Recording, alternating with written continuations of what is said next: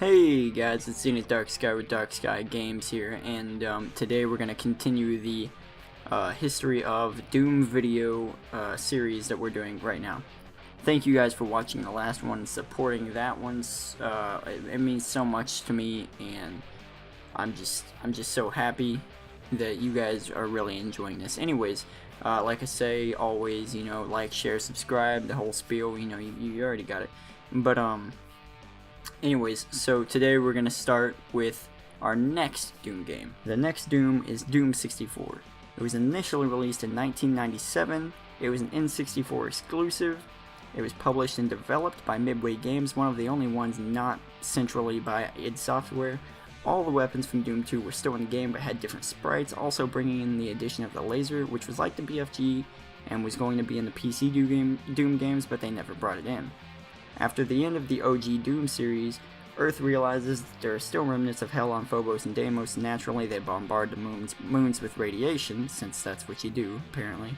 But coincidentally, some creatures survive, of course, and start to recreate the Horde bigger and stronger than before. Realizing this, a Marine task force is sent to handle the Horde, with all but one being killed off, of course. In moments, you play as the survivor of that force. You're going to notice a big theme with all these games is you're usually alone in the fight. But due to console constraints, some levels and demons were left out of this game for the N64, and no multiplayer was included due to Nintendo not providing resources for programming and console constraints again. Midway also noted that multiplayer was more fun when you couldn't see where each player was at the time, and 4-player split screen allowed for that to happen. The game received average to pretty decent reviews despite no multiplayer and not being able to look up and down, crouch, or jump. The next Doom game is Doom 3. Initially released in 2004, it released on PC, Mac, Linux, and Xbox. You're probably going to stop hearing MS-DOS at this point. The Metacritic score was 87, still is 87, and Doom 3 is the first reboot in the series. Ignoring what has happened in the past games, the story resets in a way. The UAC has set up a research facility on Mars to research into teleportation, bioresearch, and weapon tech.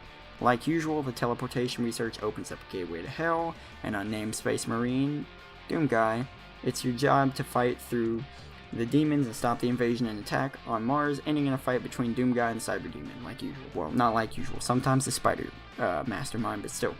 They attempted to make the game scarier by adding in darkness. The darkness played a big part in the game, even with a flashlight playing a part to raise tension and suspension. Unlike most Doom games, the levels are fairly linear to help aid in pushing you through the horror cues and aspects of the game. To help keep the narrative going, there are a combination of in-game cutscenes and radio transmissions. The multiplayer in the game was the usual 4-player style multiplayer with 4 game modes, later with the first expansion, the Resurrection of Evil, and the player limit was increased to 8 players. The 4 game modes were all variations of deathmatch from standard to elimination style. They decided to make the reboot because they found themselves going back to a lot of the same things too often. Many of the employees agreed that a remake was a good idea and that it presented an ultimatum to the owners, so the ultimatum ended up being reboot the game or fire them. The development started after the completion of Quake 3 The Arena in 2000 and had a gameplay demo at E3 in 2002 and won several awards that year just for the demo, before the game was even ready for release. A fun fact, Trent Reznor of 9 Inch Nails was almost tasked with the soundtrack for Doom 3, but none of his work made it into the final game because of time and money restraints, and one developer even claimed that he didn't anticipate the time and how involved you have to be in game design.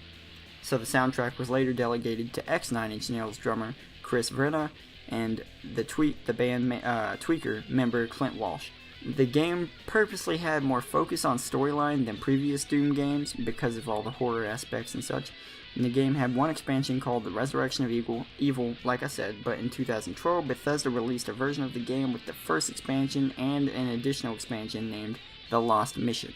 By 2007, Doom 3 had sold 3.5 million copies. Next on our list is Doom RPG. It was initially released in 2005. It was released on mobile using the Symbian OS, and the gameplay was very similar to most Doom games except that in combat and movement, you played turn-based RPG instead of action. The Doom RPG website refers to the player character as the same character as in Doom, Doom 2, and Doom 3, but the story follows a Marine on Mars on the Mars UAC complex. Like most games, specifically Doom 3, two characters in the game weren't too fond of each other, and before the events of the game happen, this leads to suspicious behavior, and by the time the game starts, invasions have already begun in a small amount, and the game ends with you killing a cyber demon who had created another demon.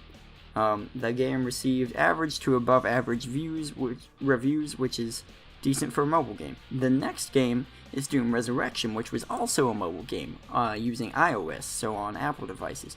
It was initially released in 2009. The game holds a 79% on Metacritic, which is pretty good for a mobile game, and this is yet another game that is parallel to Doom 3. You play, of course, an unnamed space marine who is assigned to help a UAC transport ship off Mars by Dr. Garrett with the help of a drone named Sam. The game takes you through the complex with several survivors you meet dying in front of your eyes, eventually leading to you going through hell to stop portals, having to leave Garrett behind, and Sam sacrificing itself to save you. It ends with you leaving on the ship with a few survivors and leaving the data implicating the UAC behind it. The next game is the Doom 2 RPG game. It was released on mobile using Java ME, BlackBerry OS, Windows Mobile, and iOS. The game holds an 80% on Metacritic, and it was released in 2009. You can actually play this game with 3 different characters, which is the only Doom game you can do that with, one even being a descendant of B.J. Blazkowicz from the Wolfenstein games. The game story is set 1 year after the first Doom RPG and follows your character on a moon base that has started to get invaded, eventually leading you through hell for a short period, then taking a portal that has opened to an Earth UAC base.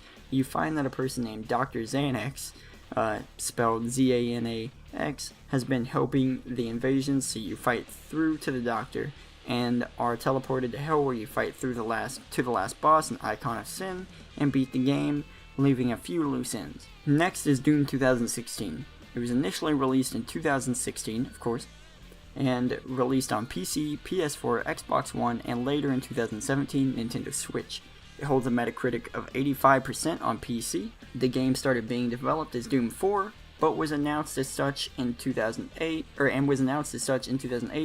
supposedly set on Earth, but after the acquisition of id by Bethesda, the game eventually got locked in sort of a development hell, ironic enough, eventually leading to the development just simply restarting. As a reboot, the game was showed off silently behind closed doors several times, and a trailer in 2015 at E3. The game director has stated that the game was inspired slightly by Rock and Roll and He-Man, Masters of the Universe, which I'm sure you know is a cartoon. You may know it, you may not. The game didn't want to focus on story too much, instead including a codex for those interested in story and backstory. The game was created and designed with movement in mind as the center pillar of gameplay, excluding reloading from the single player.